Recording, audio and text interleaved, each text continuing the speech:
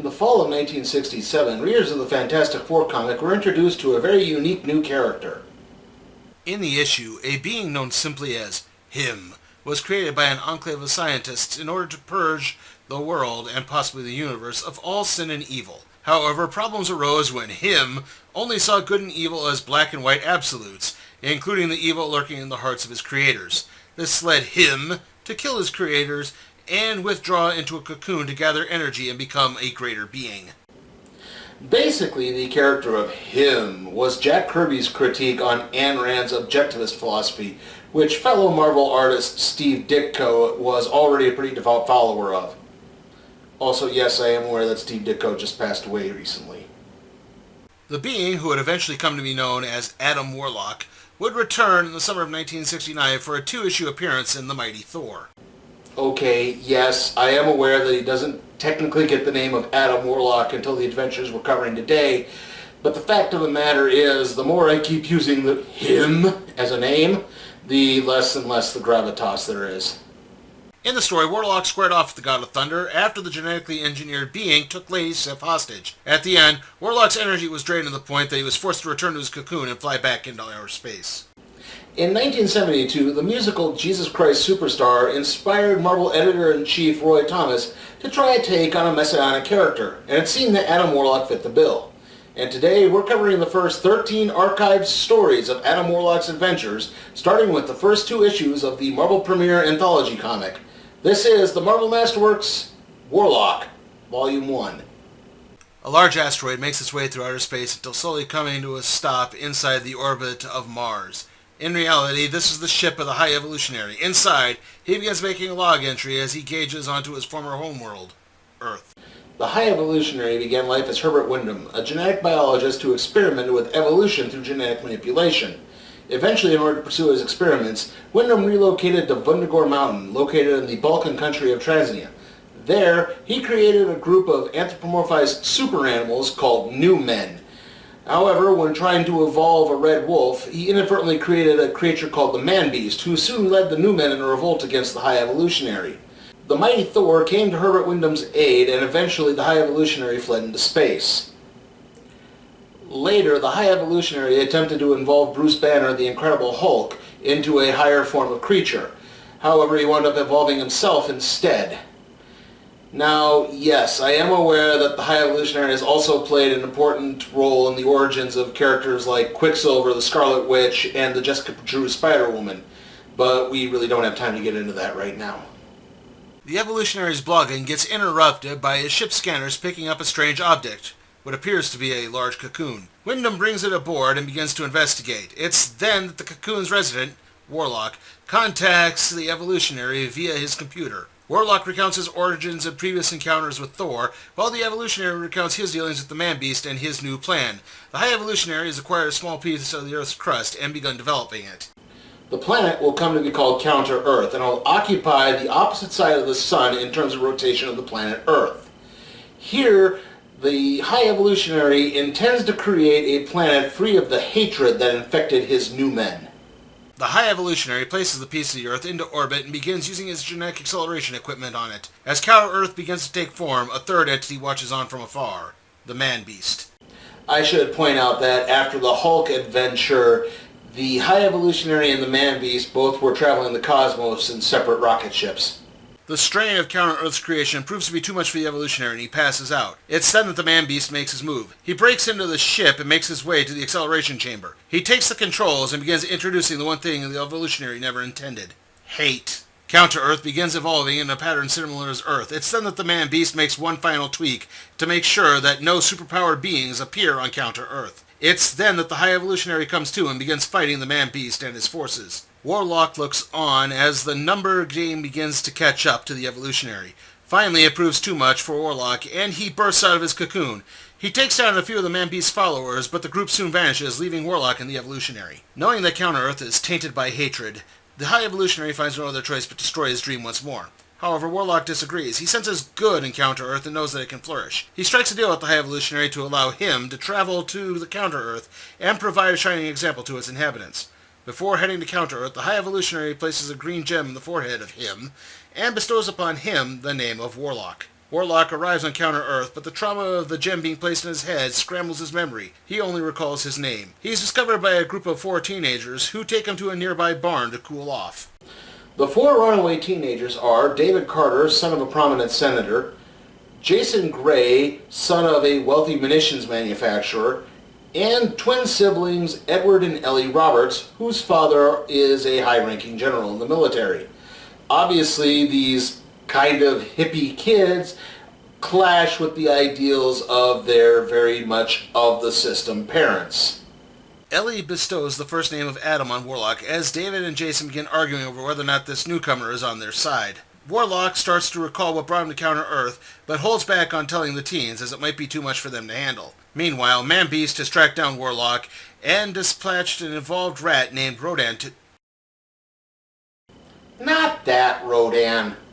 Rodan isn't the only problem coming, though, as the fathers of the 4 teenagers, along with the private investigator they hired to locate the runaways, are on the way as well. The 3 parents do their best to reason with their runaway offspring, pointing out that being part of the system can be good when Warlock interrupts. Before he can answer anymore, Rodan arrives with 2 bird-dog hybrids called the Hounds of Helios. Warlock kills one of the hounds, and the revulsion of his actions kickstarts his memory. Warlock takes off into the air and confronts Rodan. He then blasts the other hound with the gem in his forehead. He then pursues Rodan into the barn, where only a scream is then heard. Warlock emerges from the barn to confront the others. He makes the 3 fathers look into the gem, and they receive a vision of the pain and suffering that their chosen professions have caused. The fathers elect to go home and leave their kids with Adam Warlock. Warlock then explains that he didn't kill Rodan. Instead, the gem devolved him back into a rat, and the cat killed him. Or in my case, the cat will just toss Rodan down the stairs and he'll wind up getting loose in the house anyway. As Warlock leaves with the 4 teens, he hears a call from the High Evolutionary and takes off into the sky. The Evolutionary explains that Earth launched a probe into space that would have discovered Counter-Earth, something the Evolutionary has been trying to avoid. It was only the deal with Warlock that kept the Evolutionary from destroying Counter-Earth. However, the possible detection has caused Wyndham to amend the deal. Warlock must take out the Man-Beast and bring peace to Counter-Earth. If not, the Evolutionary will destroy the planet rather than risk it being discovered by Earth and its super beings. Warlock returns to his group and they head to Los Angeles, where Warlock mentions the Man-Beast, causing Jason to scoff at the notion, but when given the option to leave, he stops and stays with them. It's then that the group encounters a man called the Prophet speaking on the streets of South Central Los Angeles. The Prophet speaks of the end of times when a woman named Estrella singles out Warlock and says that he can help. Estrella then points out that they're being watched by 2 humanoid bat creatures. No.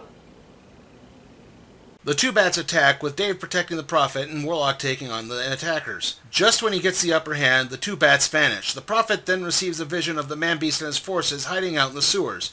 He offers to take Warlock down while Estrella looks after the teens. Warlock and the Prophet make their way into the sewers. It doesn't take too long to find the Man-Beast's base of operations. Because, gasp, the Prophet is the Man-Beast. Warlock tries to break free, but Man-Beast promises to show him the truth. The 2 return to the surface, and Man-Beast leaves Warlock with a scepter of power. Warlock gazes into the Man-Beast's eyes, and then notices an angry mob attacking the 4 teens and Estrella. Due to the numbers not being in their favor, the 4 teens deny ever knowing Warlock. Enraged at the betrayal of his friends, Warlock kills the Man-Beast and then turns on all of humanity. He takes out the United Nations and the rest of New York. The military is called in, but it proves useless. Washington, D.C. and Moscow are the next to fall, then Beijing. As a last-ditch effort, a nuclear attack is launched, but nothing can stop Warlock. Finally, Warlock confronts his former friends. The 4 try to explain that they had to lie in order to save themselves. Warlock begins to sense that they are telling the truth when the group begins to disappear in a fog. It turns out that this was all an illusion perpetrated by the Man-Beast. Though weakened by the experience, Warlock proceeds to take the Man-Beast on. Warlock summons enough strength to revert the Man-Beast back into a wolf, but with his last bit of effort, the Man-Beast vanishes in a blast. Warlock searches to make sure the evil is gone, but turns up nothing. He reunites with his friends and journeys off into the future. Sometime later, the group is out in the Pacific Ocean as General Roberts has invited them to witness the testing of a new rocket. It's then that Warlock receives a message from the High Evolutionary. Warlock is warned about disciples of the Man-Beast still being loose before once more debating on Counter-Earth's disintegration. Also in between issues, the Incredible Hulk had an adventure on Counter-Earth. He wound up being transported to the planet on a rocket that was created by his longtime nemesis, the Master, who was psychically controlling another foe in the Rhino. On Counter-Earth, the Hulk and the Rhino each teamed up with warring factions of new men. One group being sympathetic to humans, that was the Hulk's group, and the Rhinos still being loyal to the Man-Beast. Why Warlock wasn't involved in any of this, I have no idea. An exhausted Warlock returns to his friends just before the group hits a large whirlpool. This is revealed to be the work of Apollo, one of Man-Beast's followers. Even at half strength, Warlock is able to fend off Apollo's attack sub, which vanishes in a cloud of smoke. The group continues on to the military base, where they are introduced to presidential candidate Rex Carpenter. This rankles career politician Carter, David's father, as Carpenter is dominating Nixon in the polls. The rocket goes off, but it's soon destroyed by Apollo's attack sub. The Sea Dweller, named after the Greek god of the sun, leaves his craft to take on Warlock personally. Apollo proves to be no match for Warlock, and soon he switches to a more bestial form, a feral pig creature called Triax. Because of course the sea-dwelling sun god would actually have the form of a razorback. Triax takes Eddie and Ellie hostage. It's then that Estrella mysteriously appears to announce that Warlock can't save the Roberts twins. Only Rex Carpenter can. Carpenter begins speaking to Triax, and the beast freezes long enough for Warlock to blast him with the gem. It doesn't work as Triax grabs the twins and leaps on top of a building. He then calls on his forces in the sub to attack. Warlock flies to take the sub on, only to wind up getting trapped in some gel. This convinces General Roberts to call for an attack on Triax.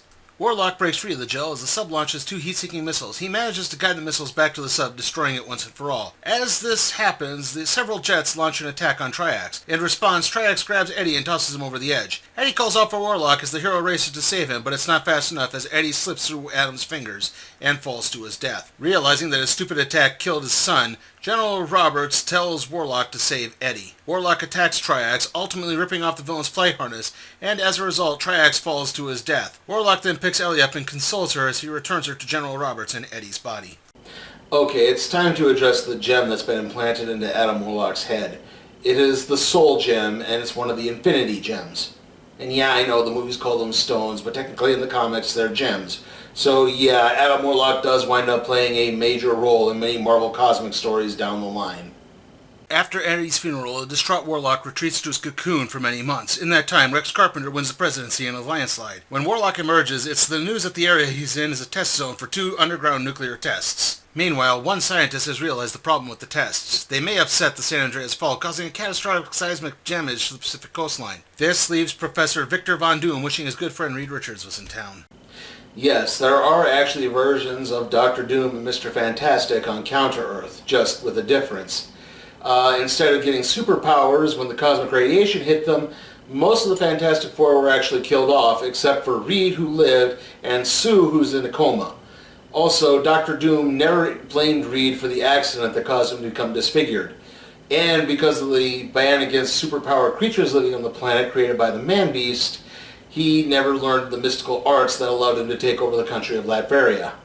Doom contacts President Carpenter to voice his concerns, but the president says the security risk is too important and the test cannot be cancelled. Still, people begin evacuating the West as fast as they can. When the test goes off, Doom's worries come to fruition as the San Andreas Dam cracks. Warlock then arrives to halt the flood. Unfortunately, his actions wind up disturbing a cache of anti-aircraft missiles called Warbirds. Doom calls Carpenter to authorize use in the Air Force to take down the Warbirds, but the president tells Doom to deal with the problem himself. Doom grabs a portable deactivation device and runs off in the missile's direction. Meanwhile, Warlock encounters the missiles and leads them away from a group of evacuees. He manages to destroy them, but the strain causes him to collapse to the ground. It's then that Warlock encounters Doom. Doom takes Warlock back to the lab. Along the way, they encounter a group of followers of Warlock. It's then that Carpenter makes a televised address. However, he doesn't praise Warlock. He blames him and declares Warlock public enemy number 1. Almost immediately, the military is dispatched to bring Warlock in. Not wanting innocent people to get hurt,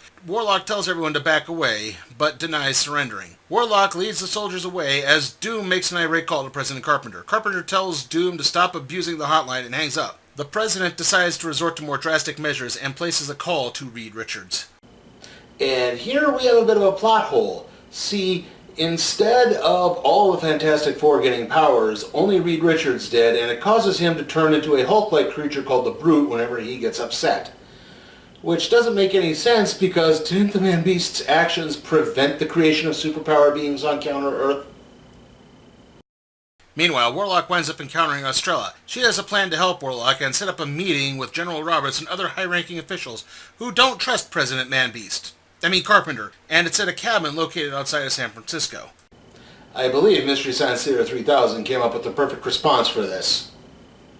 I'm not just an ordinary shoe salesman. Liar! Liar!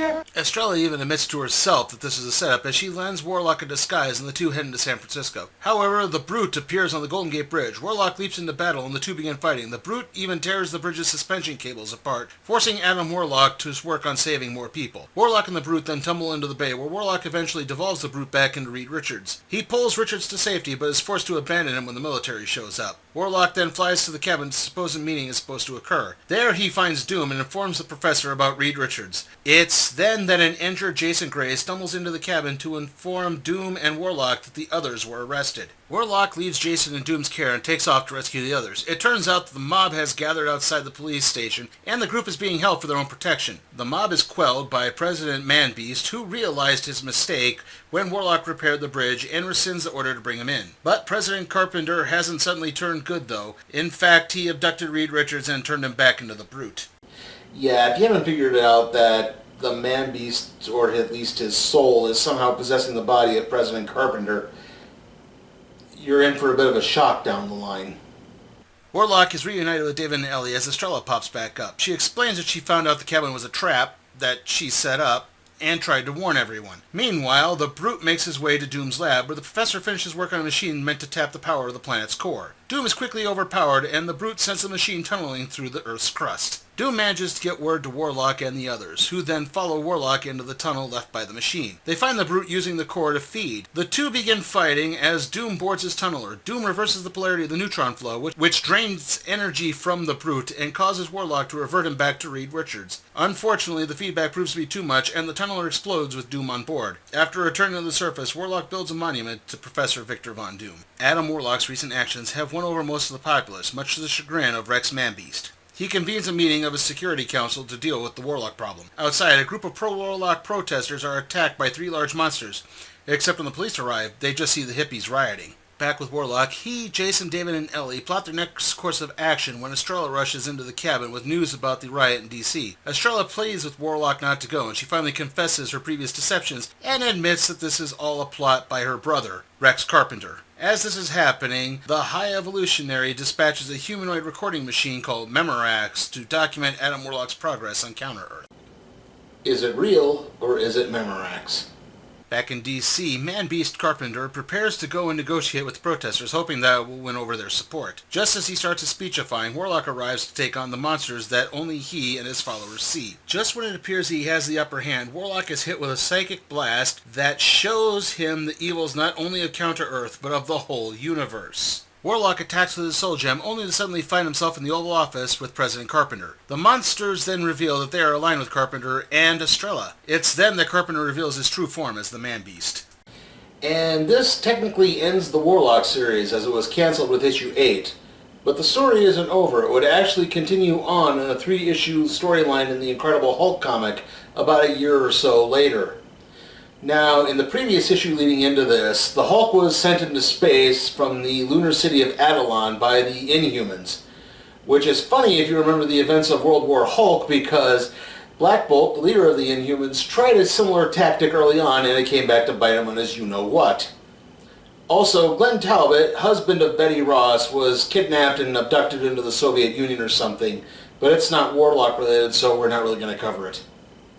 As the rocket carrying the Hulk blasts off, he furiously smashes the flight controls, causing it to get redirected to Counter-Earth. The rocket lands in the ocean, and when it gets hauled up, Bruce Banner is found inside, except there's already a Bruce Banner on Counter-Earth, so the Department of Justice believes this Banner to be an imposter. The intense interrogation causes Banner to transform into the Hulk and break free. It's been months since the Man-Beast, under the guise of Rex Carpenter, took Adam Warlock hostage, but he knows of the Hulk. Again, in an earlier Hulk issue, the Hulk came to New Earth and actually fought alongside a group of human sympathetic new men. Man-Beast dispatches Security Council, or other new men in disguise, to take care of the Hulk as he checks in on the still fruitless interrogation of Warlock. The Council finds the Hulk resting inside the Washington Monument and attacks. Their weapons prove useless, and the Hulk begins tossing them around. Their only hope is to strap a special mask designed by the Man-Beast. The more Hulk struggles with the mask on, the more knockout gas gets sprayed in his face. The Hulk soon passes out and reverts to Bruce Banner. However, hope is not lost, as Memorax has soon arrived to free Adam Warlock. The Man-Beast has irate as word of Warlock's escape reaches him. However, opportunity presents itself in the form of Bruce Banner. The Man-Beast places a microtransmitter at the base of Bruce's skull. Not only will it act as a tracking device, but it will also emit a high-pitched frequency that will drive the Hulk into a rage. The Man-Beast shocks Banner, which induces a Hulk transformation and allows him to escape. The Hulk makes his way into the sewers where he meets up with Porcupinus, one of the new men he worked with on his first visit to Counter-Earth. Porcupinus takes Hulk to Warlock. Warlock reveals that he and the others are plotting to overthrow the Man-Beast, and the Hulk agrees to help. Unfortunately, during a celebratory dinner, the Man-Beast turns on the microtransmitter he implanted on the Hulk. The Hulk begins smashing everything after the transmitter's frequency starts haunting him. Warlock tries to quell his new friend, but soon the Man-Beast and his forces arrive. Warlock turns his attention to the Man-Beast, and Hulk slowly begins to override the transmitter. Hulk eventually interjects himself into the battle between Warlock and the Man-Beast, and destroys the remote for the transmitter. However, the Man-Beast has a backup weapon that knocks out the Hulk and reverts him to Bruce Banner. The Man-Beast then takes Warlock hostage. Man-Beast returns to the guise of Rex Carpenter, the real Carpenter and Estrella are being held in the White House basement, and calls for a public trial for Warlock. Warlock is found guilty of treason and strapped to a machine. He calls out for the High Evolutionary, but hears nothing as the machine is turned on. Soon, Warlock falls lifeless and returns once more to his cocoon. The sadness brought on by Warlock's sacrifice causes the Hulk to return and attack those involved. He grabs the cocoon and leaps away. This doesn't bother the Man-Beast, though, as he's now free to conquer the Earth. Porcupinus and the other new men locate the Hulk mourning Adam Warlock. The group then inters the cocoon in a cave where Jason, David, and Ellie say their goodbyes. Yeah, I was wondering where those three were too. Also, when did Warlock meet Porcupinus? He seems to have known him for a long time. Meanwhile, the Man-Beast prepares to launch a nuclear attack and start the war that will allow him to take over Counter-Earth. He then discovers that the power to the launch console has been cut, as the Hulk, along with the good new men, launch their final assault. The Man-Beast begins trying to infect the Hulk with hate, but Hulk only has hatred for the Man-Beast. As this is happening, Warlock's cocoon begins glowing. The Hulk soon overpowers Man-Beast and prepares to deliver the killing blow, but it's then that Adam Warlock returns to life and demands no more killing in his name. Warlock then reverts the evil new men, including the Man-Beast, to their animal forms. Battle may be over, but not the war. As long as hatred and ignorance exist, not only in Counter-Earth, but everywhere in the universe, no one is truly safe. With that, Adam Warlock asks the citizens of Counter-Earth to carry on his mission of peace for their planet. He is needed elsewhere. Adam Warlock then leaves Counter-Earth and returns once more to his cocoon to gather power. And so concludes Volume 1 of the Warlock Marvel Masterworks. Now, the series would eventually pick back up with issue 9 a few years later, and that was done by a man named Jim Starlin, who's generally considered to be the godfather of Marvel Cosmic. And that tends to be the Warlock that people really remember, but I foolishly like to start at the beginning whenever I can, so that's why we did this one and not any of the others. How is it, though? Well, the story is kind of cliched, but I think it's told really well. I mean, there does seem to be like a nice gravitas to a lot of the events, and they feel important even though they're not technically part of the mainstream Marvel Universe. I mean, they're on a parallel Earth. And the artwork for the most part is pretty good. Except when the Incredible Hulk issues show up, and then it takes a steep dive down. The artwork just looks smudgy, and I really don't like it at all.